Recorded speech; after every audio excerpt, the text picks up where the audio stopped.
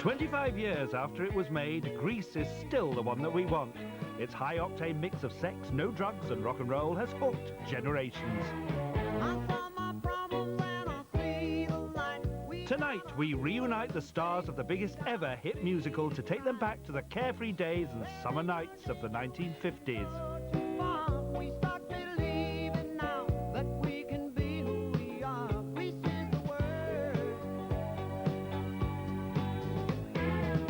I think Grease is probably the most 100% piece of Americana on film that we have. I think that Grease captures the essence of America like no other film does. It was so much fun making Grease. It was like one of the, memorable experiences of my life. We had a wonderful time, even the dance numbers and the whole thing. And you can see it, that energy that was on screen was because we were having such a wonderful time. Grease is about firsts. First car. What a hunk of junk. First love. Say yes. Yes. First wad of grease you put in your hair. I think people like to watch that. They like to remember their firsts. Adapted from a Broadway musical and filmed in the summer of '77, Grease was an instant hit, breaking box office records worldwide. Grease is so popular because Grease is the word. And it was a lot of fun. It was, rock and roll.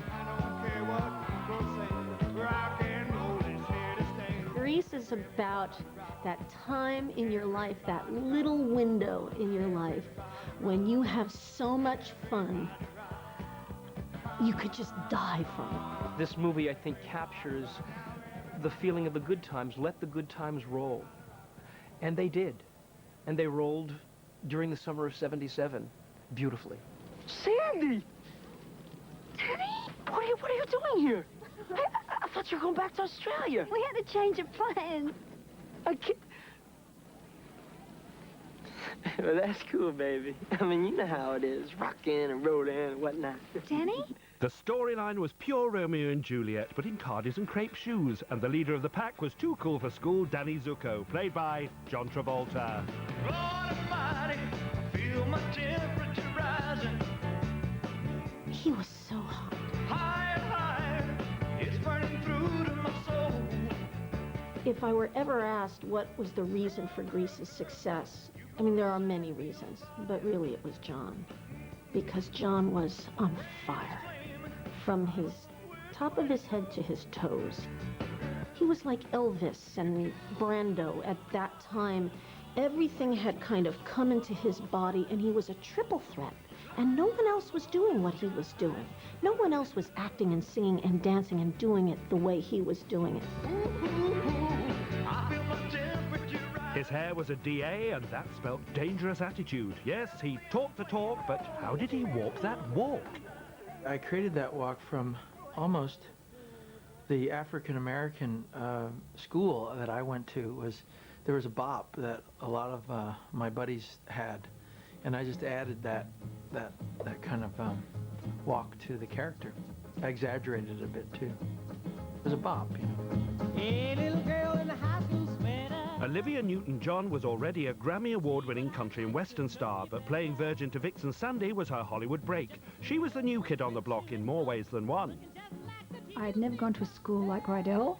I went to a very strict school where we wore uniforms and the boys and girls were separated, different staircases, and so that worked for my part because I was a fish out of water, and so it was easy for me to play that because it was new for me, the whole experience. Well, I hope you'll be at cheerleader tryouts. We'll have so much fun and get to be lifelong friends. You guys, how do you like Sandy, huh? Do you think we can let her in the Pink Ladies? She looks too pure to be pink.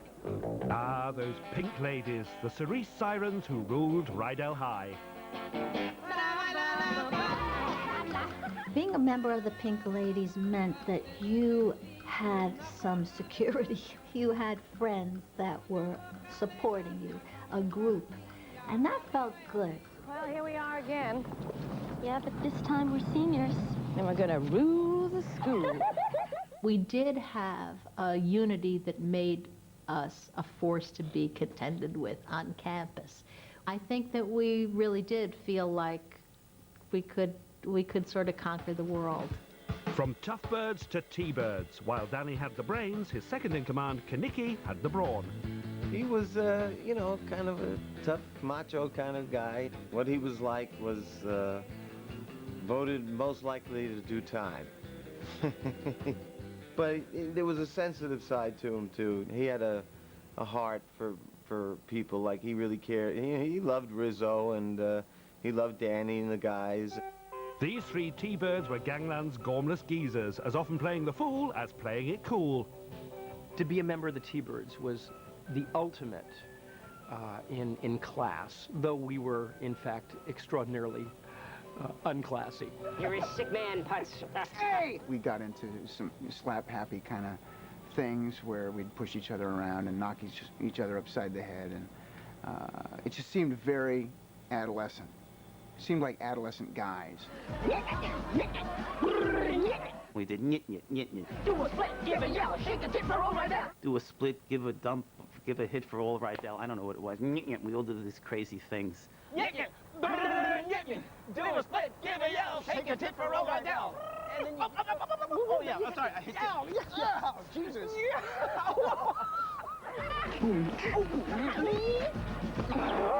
I would do things like...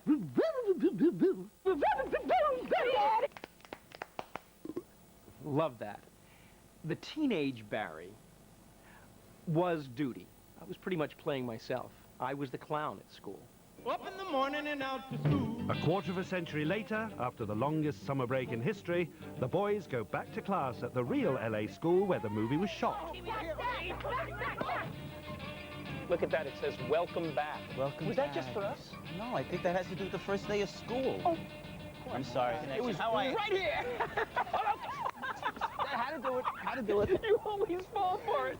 Right here. Where were you all summer? What are you, my mother? Kenickie. You still pushing him around? Oh! Hey, how you doing? What's going on? Like the shades? Shades are back. So, Jeff, what'd you do all summer? Hey, I was lugging boxes at Bargain City, which is more than I can say of any of you morons. Nice job. Eat me. The gang may have graduated, but they can't wait to explore their old haunts.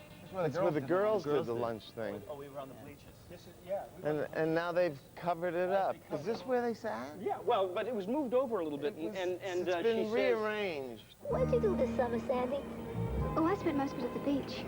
I met a boy there. This is just amazing. I haven't been back here since we shot. We used to jump around this. Used to Yeah, jump look across at the it. table. I gotta take it slow. Hauled your cookies all the way to the beach for some guy? Well, he was sort of special. There ain't no such thing. Let's go to class. Go to class. Like the girls Like did. the girls. Ready? Just like the girls. Let me help you up here. Yeah, Here we go. okay. I'll be Marty. Okay, I'll be Jan. Summer loving had me a blast. Summer loving happened so fast. I met a girl crazy for me. Met a boy cute as me. Filming Grease was one of the most fun experiences I've ever had, really, because it was just an amazing summer.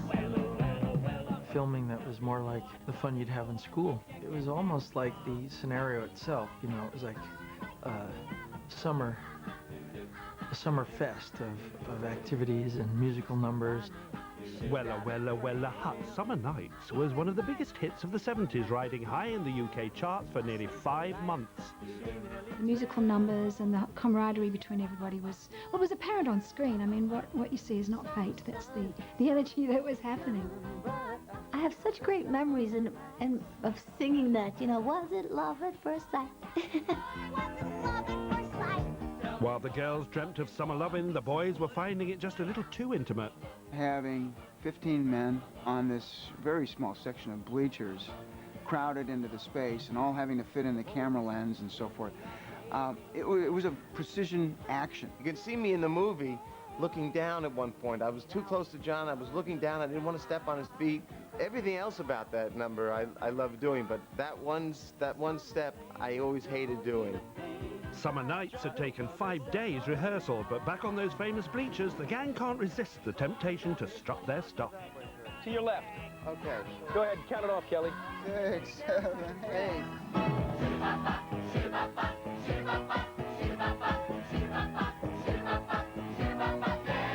It was like just going back in time because the dynamics all came back together again, and those characters crept all back into our lives, and we were just behaving like Kinnicky and Putsy and Duty and Sonny. The years seem to fall away, and we're right back on the set, and somebody's giving the other guy an ear flick, or you're pinching the other guy's ass to make him do something stupid on, you know, on a take. Tell me more, would she get me a friend?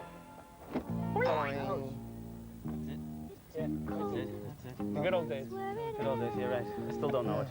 Summer days, ripped at the seams, but the summer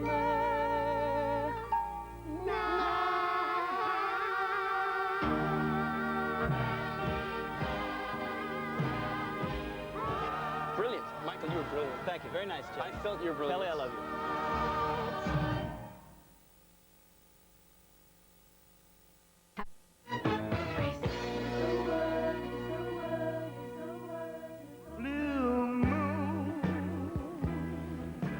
While Sandy and Danny's on-screen passion was heartwarming, it was the real life spark between John and Olivia that set tongues a-wagging. There was a lot of speculation about whether Olivia and John were actually doing it because there was so much chemistry between them that it was hard to imagine that they weren't. The dynamic between John and Olivia was electrifying. Just the look, the dark, swarthy Travolta, and the fair, gorgeous, blonde Olivia Newton-John made our jaws drop.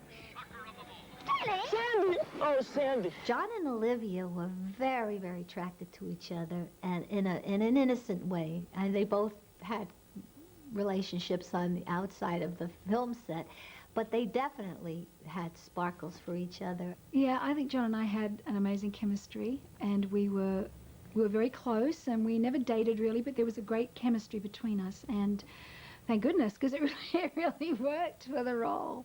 I chose Olivia for the movie, so I think we were quite fond of each other, and I think that energy was real, you know, and was very honest. I could not imagine anyone in that part more than Olivia.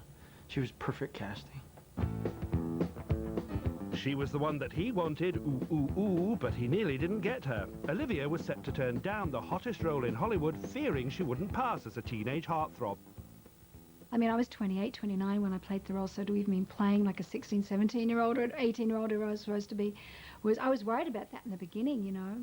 I asked them if I could do a screen test to make sure that I thought I could pull it off, because I was a bit concerned. So John agreed, and we did a screen test, and then I watched it back, and I could see that we had chemistry, and that I looked okay, that I could pass for it, because we were all older, so it kind of worked out in the end. They may have been the oldest teenagers in town, but they were living life in the fast lane. Most of us were a little bit older, you know, than the teenagers we were playing. So this gave us the license to be as horny and as crazy and as, you know, flirtatious as we wanted to be as high school seniors. What's your name? Marty. Marty what? Maraschino. You know, like in Sharon? I think that period of adolescence is very sexy because there are two things operating. One is I'm a good girl and I don't, and the other is I'm so bad and I might. One of the things that's fun about this movie is that we could act like we were wild and bad girls. Well, go ahead, try it. It won't kill you. Give her a hip parade.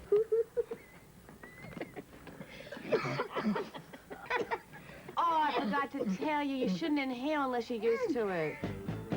It was a cocktail of nicotine, 90s and nail varnish, but it isn't easy playing a teenage tearaway when your hair lets you down. I had started going gray when I was really in high school. So by the time I did the movie, my hair was well on its way to the white hair that you see today. I had a part down the middle and those ponytails, my hair grew very fast, and you'd see this white hair growing down the center. And rather than have me look like a skunk, they had dark-colored crayons, and they would crayon in my part every day to make sure that it would match. Brush up, knock out, DK, germs fast. Faster, sure, all right. Filming Frenchie's Sleepover was the best time I had on the film. I think it was the scene where all of us really actually had as good a time doing it as it looks like we had. Look at me, I'm Sandra Dee, lousy with virginity. That scene was at a high, wild energy that we played that. And before the scene, we were fooling around with each other and pillow fighting. We were telling dirty jokes. We were really having a good time. And we were doing each other's nails. I think Grease touches that perpetual teenager. I think the material just triggers that kind of juicy, sexy, fun spirit.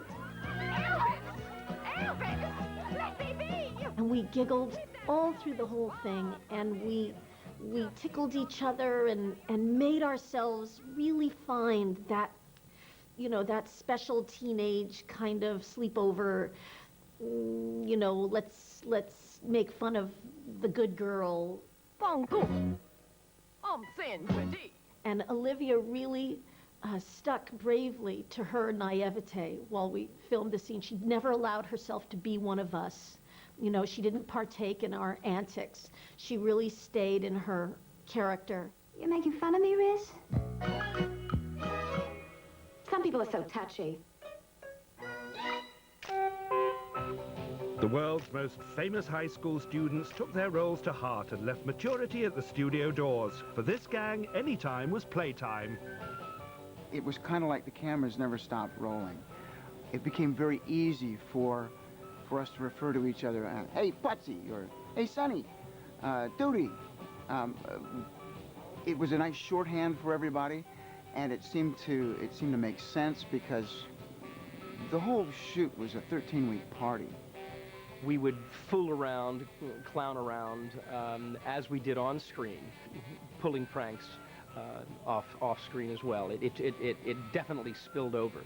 We stayed very much in character, and the relationships were very much the same ones that you would see on screen. Grease may have been set in the 50s, but the sexual revolution of the 70s was in full swing, and the cast were making sweet music together. I, at the time of the filming, was involved with a young lady, and so I remained a pretty good boy. Everybody else seemed to be having a grand old time in their honey wagons, rocking back and forth. I couldn't wait to get to work every day, and I used to hang out a couple hours afterwards. Extracurricular activity. Yeah, I remember one day, do you remember this? All the girls would come in dancing. All the girls would come in, and they said, take, and we started doing it, and they were missing 2 girls. Yeah. And I said to, I said to Alan, he says, well, he's like going crazy. And I said, no, they were Jeff. Yeah, Jeff. And his trailer was rocking. They were Jeff. They went to, and they're doing the dance out here, and they stopped it, and then they go to Jeff's trailer, knock at the door, and Jeff's in there with 2 of the girls. You know, they're just discussing things. You shake my nerves and you rattle my brain. Jeff Conaway certainly took his bad boy image to heart. He rocked and rolled his way through cast and crew. Goodness gracious, great balls of fire. I think every girl, down to the last extra, maybe seamstress, had a crush on Kenickie, on Jeff. He was hot stuff. Balls of fire. Jeff has always had this marvelous, macho, sexual thing dripping off of him. And he was very appealing to the ladies. I mean, he was footloose and fancy-free, good-looking guy, and he made out like a bandit. What's up, Knick? Guess.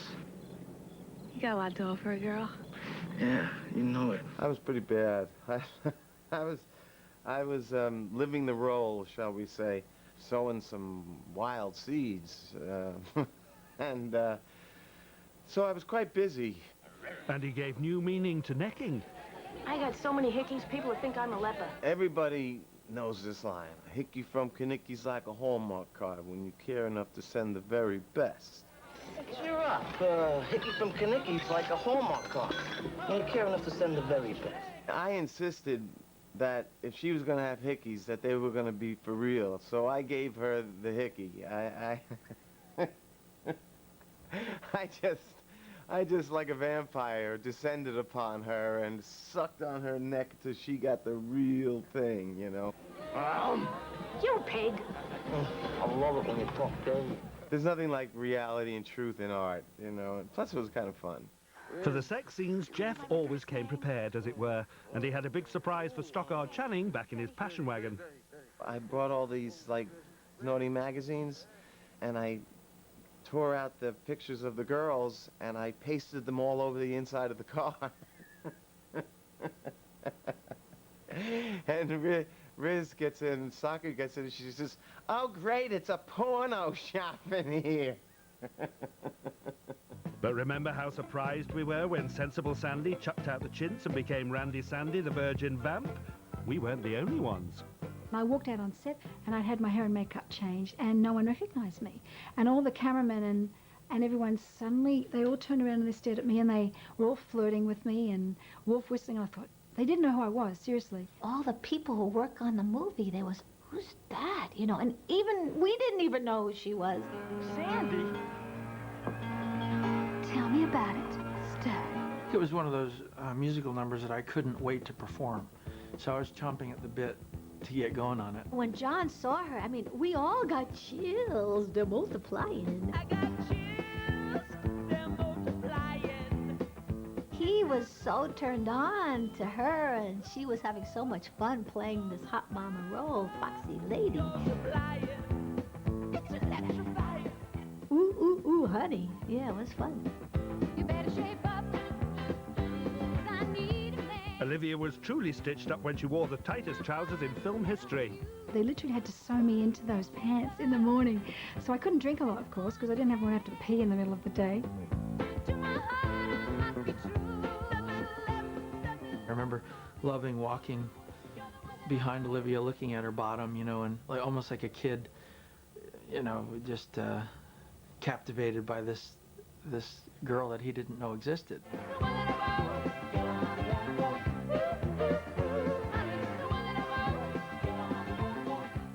He sees her body for the first time and he's, you know, just dazzled by it, you know, this kind of thing. So I liked that.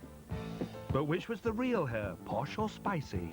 I think there's a little bit of me in both characters. And to play the saucy side was a lot of fun and a place I hadn't really gone, particularly on screen. So I really enjoyed that. Being able to play those two different roles was really a challenge, but really a lot of fun for me. Feel your way.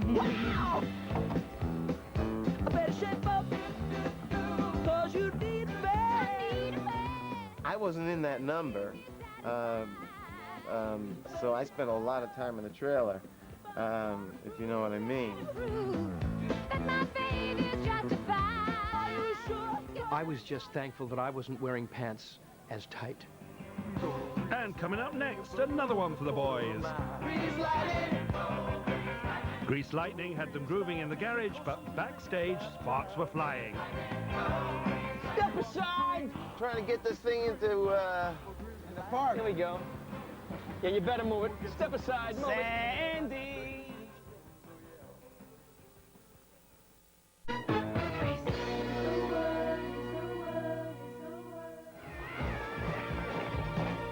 The King of Swing did his thing when he hit the bop at the high school hop, but it wasn't quite poetry in motion for the rest of the cast. They were too hot to trot in this, the toughest scene to shoot. We were in a school gymnasium in the hottest part of the summer. Oh, I don't know, 102 degrees, right next to a pork plant. And there was no air conditioning. It's a very old high school, and because it had to look the 50s, you know, and they had the windows open. So besides being hot, and the air quality in downtown Los Angeles abysmal, and this pork wafting in, oh my God. We got into that room and instantly began sweating. And, you know, after half an hour of dancing around and sometimes even just standing, you'd be drenched.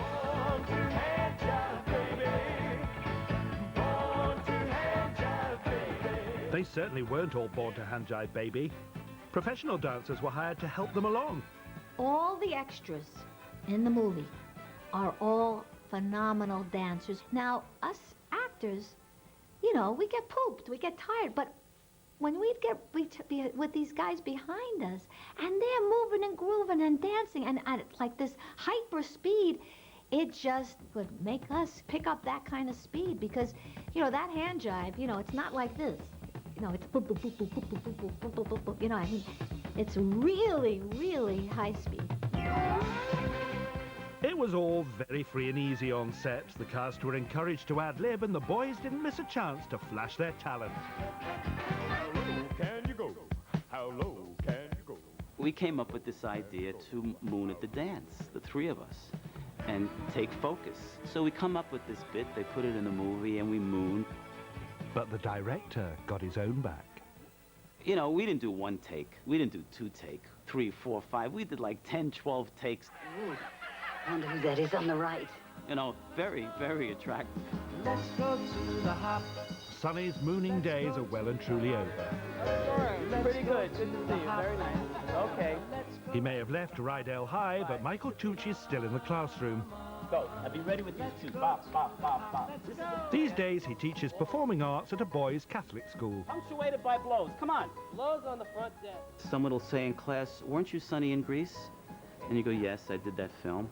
And all of a sudden, the whole energy in the class changes. Wow, he was in Grease. Did you see that? Yeah, remember him? And they start trusting.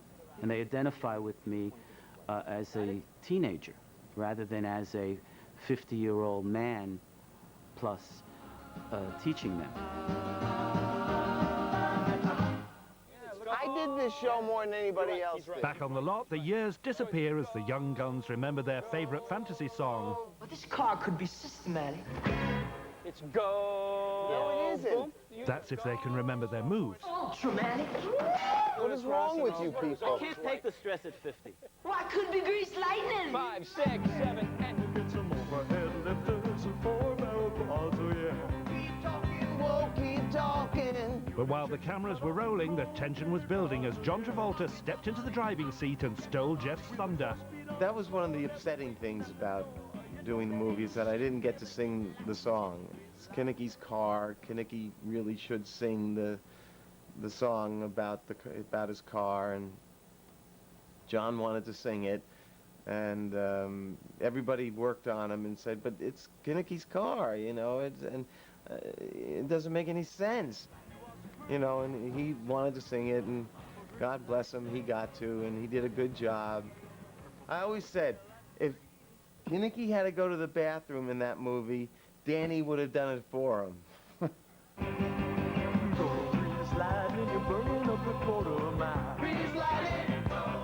The T-Birds were no professionals on the dance front, but this routine saw them spread their wings and fly. Go Grease Lightning is my favorite number that we did. It had a bit more freedom. We got to be a bit more wild. I loved Grease Lightning. You know. And then I got a chance to dance. I got me head lifters and 4-barrel quads. And it's great dancing with your arms because no one can see your feet. It transforms into this fantasy sequence, which was amazing. They had done a white cyclorama around the entire room and painted everything white, and it was just like walking into this big marshmallow.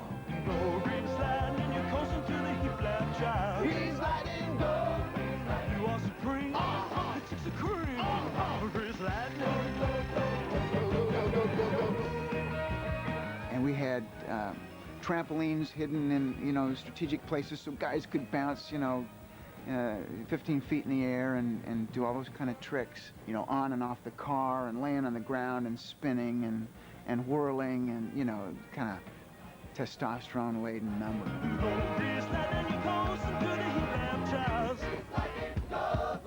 You are supreme, it's a cream for Grease Lightning, lightning, lightning.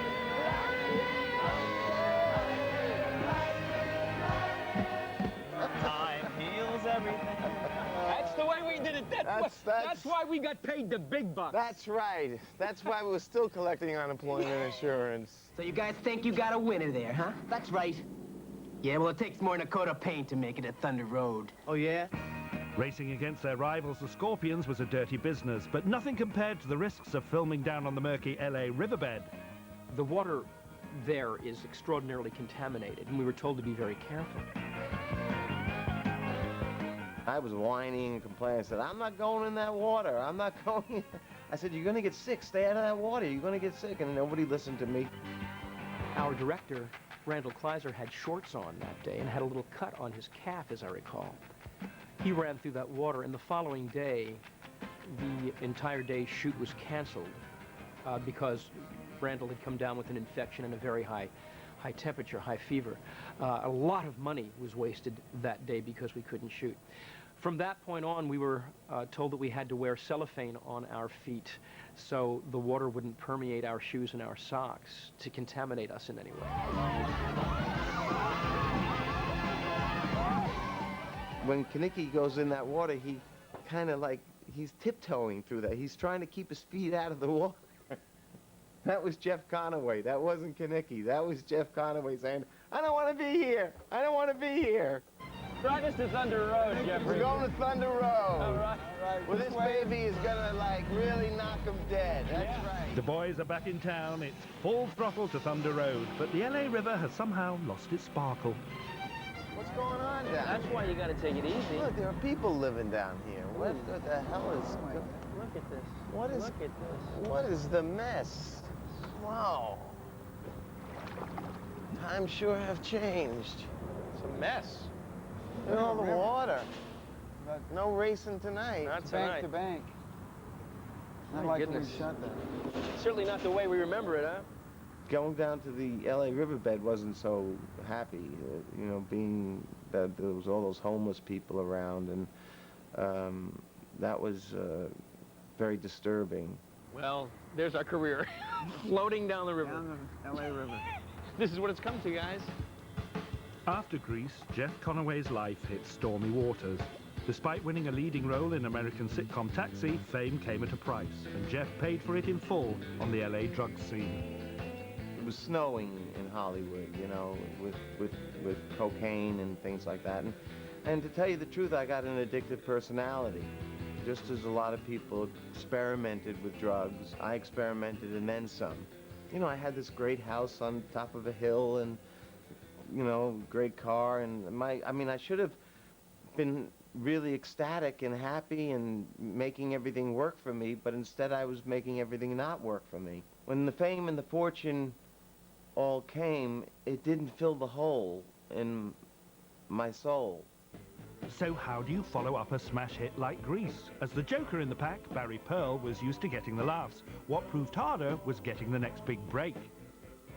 I would love to say that being a part of this film has done absolute wonders for my career. I know for myself, we worry that maybe we haven't left the kind of mark that we want to leave, so we're constantly striving to make that mark. Buddy's had a bit of fun along the way, captivating a whole new generation of kids as Professor Tinkerpot in Barney the Dinosaur. Toy factory. As a matter of fact, it was because of the Barney job that I had that I bought my house. In fact, we call our home the house that Barney built. These days he lives happily with his partner, but he still holds a candle for his on-screen flame. Look at you. Look at you, my I want Babaloo. Oh, I bamboo. Like a beautiful blonde pineapple. And you still look like a beautiful blonde pineapple. Look at our waitress. Nothing in vanilla right here. Wow. Guys. You don't kid around, I baby. mean business. Cherries on top. Enjoy it. With all due respect to our significant others, I had the biggest crush on you when we were working. And I Never told me that. Yeah, well, but you see, but duty sort of told you that. Dee Dee Khan only had eyes for one man, her hero, chart-topping American crooner Frankie Avalon, and when he came on set, she was left speechless. Beauty school dropout. I hadn't met Frankie Avalon. He didn't come to rehearsals. I want to start to drool just talking about it. That was one of the greatest days of my life, I have to say. Baby, get moving. Why keep your feeble hopes alive?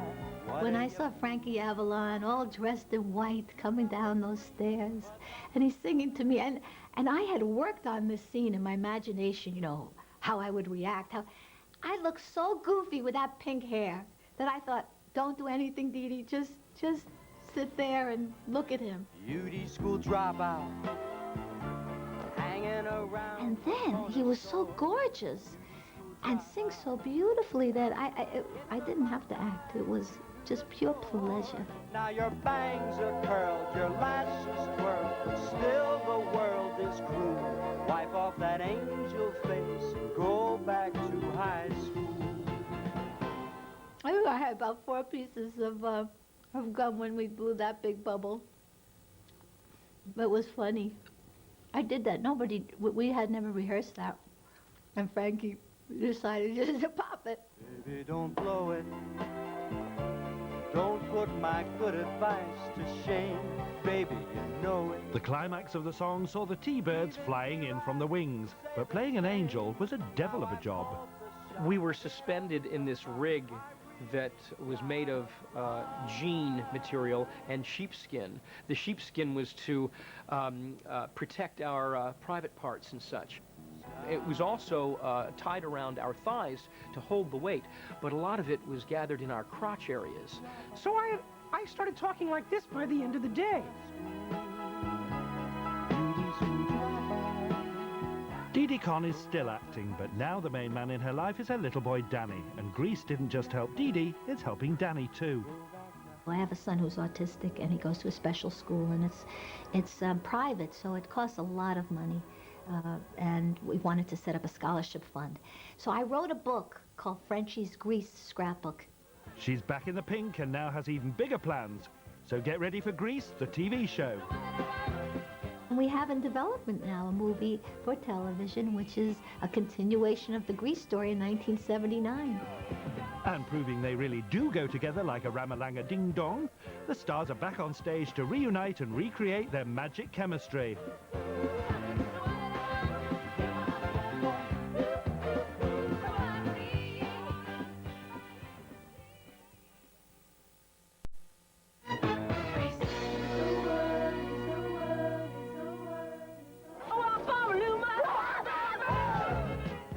Great song, the last song. We go together, like a Rama-Lama-Lama, Ga-Dinga-Ga-Dinga-Dong.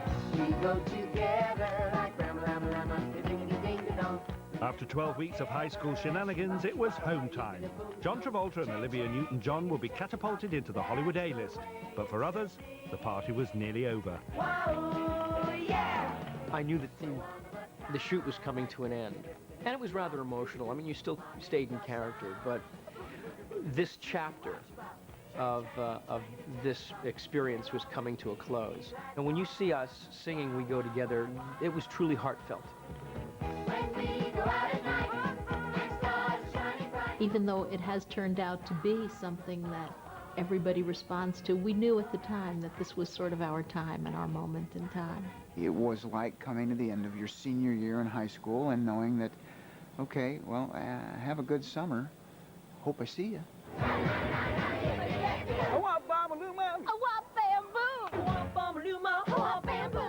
Potsy and Jan may be history, but Kelly and Jamie have stayed mates. Today, they've both brought their children along for the ride. Thunder Road, here we come, kids. Coming up. When do those spurs come out of the side? Oh, I know. That's what we need, the spikes. We have another big one. Family man Kelly Ward is still married to the girl he met while filming, and together they have 3 sons. It's been 15 years since he last rode the Hollywood roller coaster. He's given up acting for good. I got frustrated with going to auditions and really saying, you know, here, if you want me, take me. I felt a little bit like Oliver going, please, sir, I want some more. I didn't like the idea of pleading for work. Very much the kid at heart, he now lives out his fantasies in a cartoon world, writing for some of the biggest guys in the business. Jamie Donnelly has also chosen a career on the other side of the camera. Here we go, rehearsal's up. She spends her life helping the next generation of wannabes make it on American TV. I'm an acting coach now, and now I have the wonderful privilege of helping mostly young people achieve their dreams and hoping that I can help them to have the kind of wonderful experience that I've had in my life. And that's an experience that can never be forgotten. The movie only cost $6 million to make, but thanks to Grease Mania has earned more than $400 million. All right, hold on.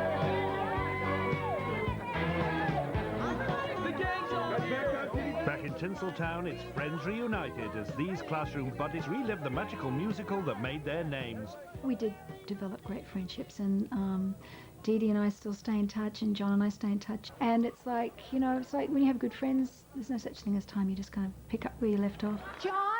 If you're out there, I need you for this song.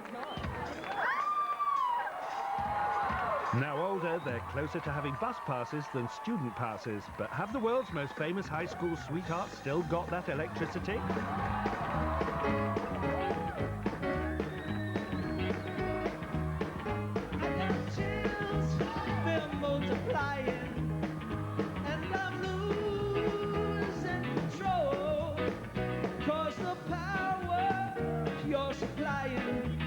It's electrifying. Shape up, 'cause I need a man. My heart is down you. You better shape up. You better understand. To my heart, I must be true. It's official, Grease is still the word. But what's it like coming face to face with your past? It was honestly so comfortable. Yeah.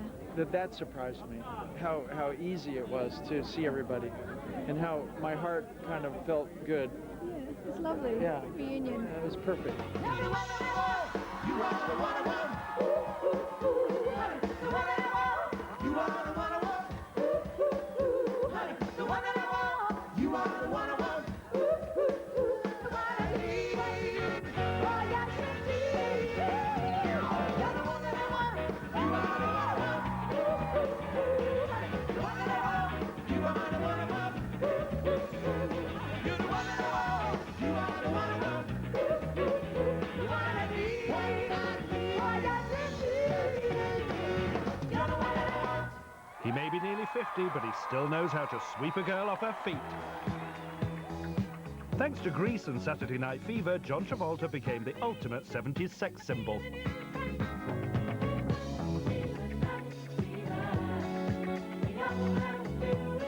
His appeal stayed alive until the mid-80s, when he was crowded off the dance floor. But in the 90s, he came back with a vengeance.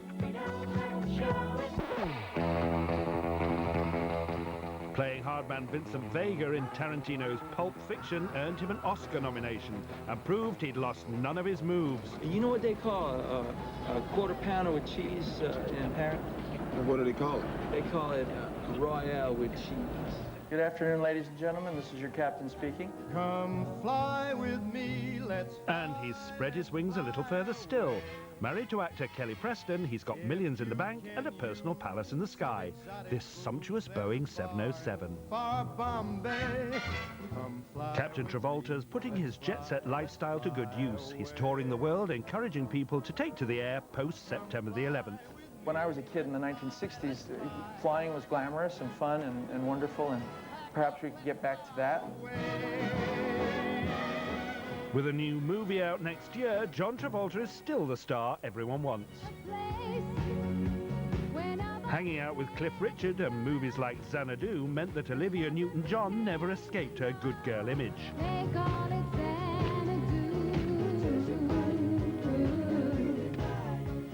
But it wasn't all paradise. The 90s brought a battle with breast cancer and a public divorce.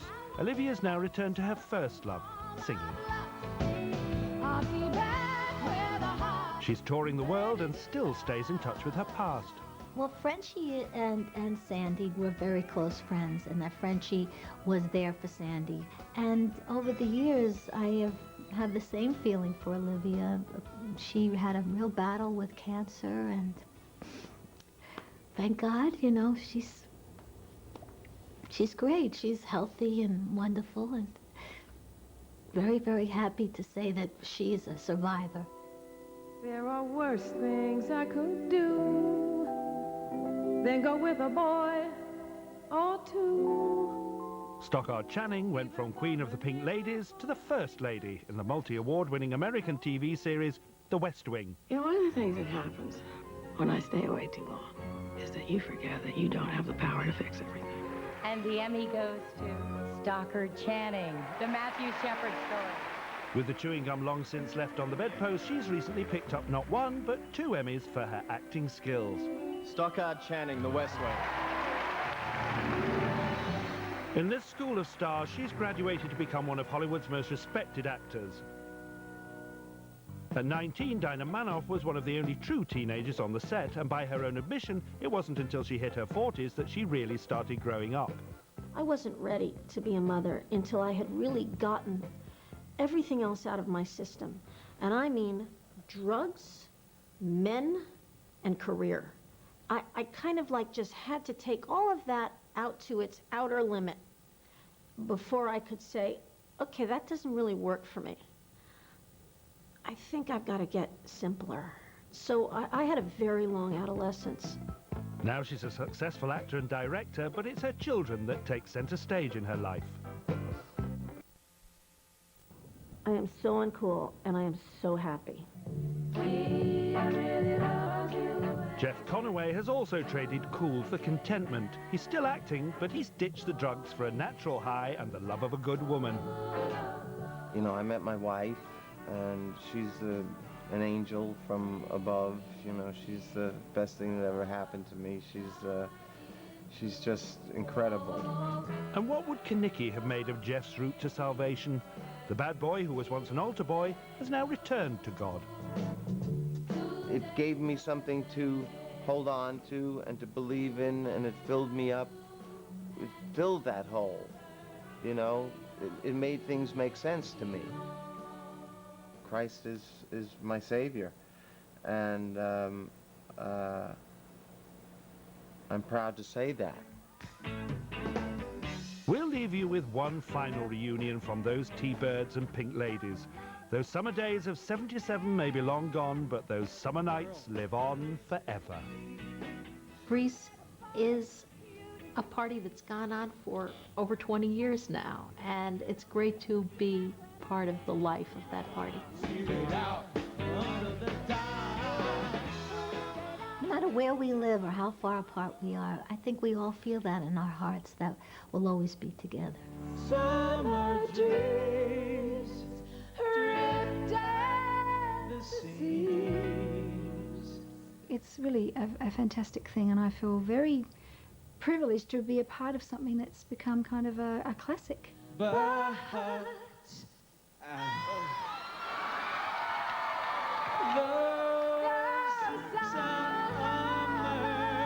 here we go.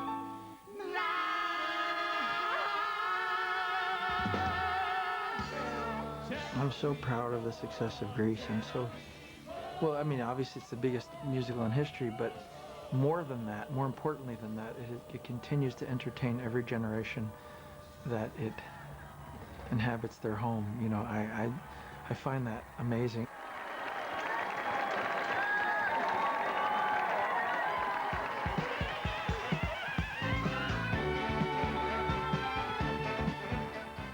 Including the region's latest, the ITV News at 10 follows next. And then at 10:30, the biggest ever national sex survey live on TV.